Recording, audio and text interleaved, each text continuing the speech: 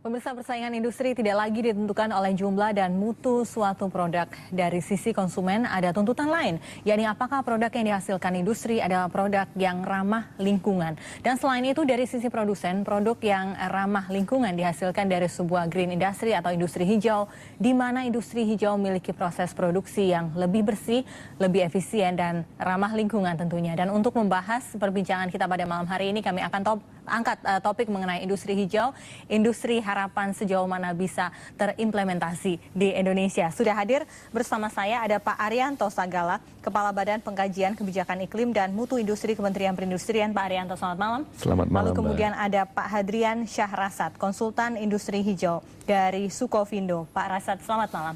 Nanti kita akan menunggu satu lagi narasumber yang sedang on the way. Kami harapkan demikian. Seorang pengamat lingkungan yang juga kebetulan adalah wartawan, Latofi.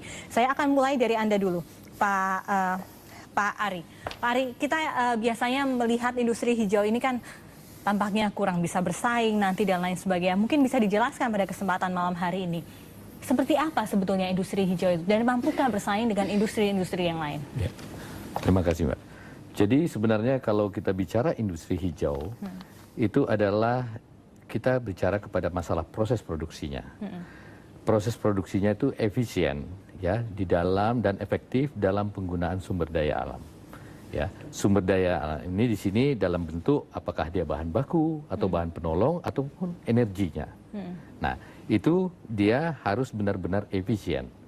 Nah, dalam kondisi seperti ini, itu berarti pembangunan industri yang dilakukan dengan industri hijau itu akan mampu sejalan dengan tujuan kita menyeimbangkan pembangunan lingkungan. Ini masih berandai-andai ataukah memang sudah ada kenyataannya? Sudah ada kenyataannya, sudah banyak.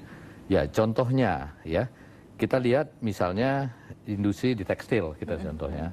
Itu zat alam pewarna itu kita gunakan misalnya dalam hal ini tadinya bahan-bahan kimia.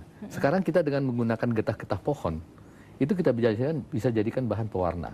Ya, juga banyak industri-industri kita misalnya kalau pembuatan pulp, ya, pulp dengan menggunakan pinus perkusi itu mungkin kalau kita lihat chemical-nya tinggi sekali. Tetapi kalau kita gunakan bahan bakunya itu seperti bambu, itu juga nanti chemical-nya juga akan sedikit yang digunakan. Ini yang kita baru dengar ya paling tidak setelah kemudian ada UNFCCC pada tahun 2007 dan Presiden kita sangat ingin sekali menerapkan semuanya serba green industry, lalu kemudian semua serba ramah lingkungan, menghindari atau mengurangi dampak dari climate change begitu.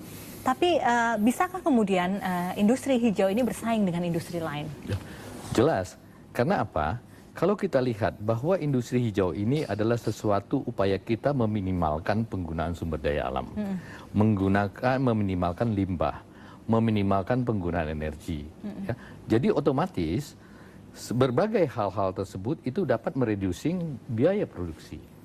Ya, mungkin di jangka pendek dalam hal ini kita bisa melihat bahwa karena dia harus mengganti teknologi, mungkin cost-nya tinggi gitu ya. Tetapi kalau jangka panjang saving yang dilakukan, kita bicara limbah saja ya, ada sumber daya alam yang bahan baku yang diboroskan dan energi yang diboroskan. Mungkin dia harus mengganti teknologi. Nah, dalam kondisi seperti ini, kalau terus-menerus ya saving yang dilakukan terhadap penggunaan bahan baku ini, itu tentunya nanti saving yang diperoleh akan memberikan hasil yang lebih besar daripada cost yang dikeluarkan untuk mesin-mesin ini. Sehingga dia lebih efisien. Gitu. Itu kan harapan dari pemerintah ya?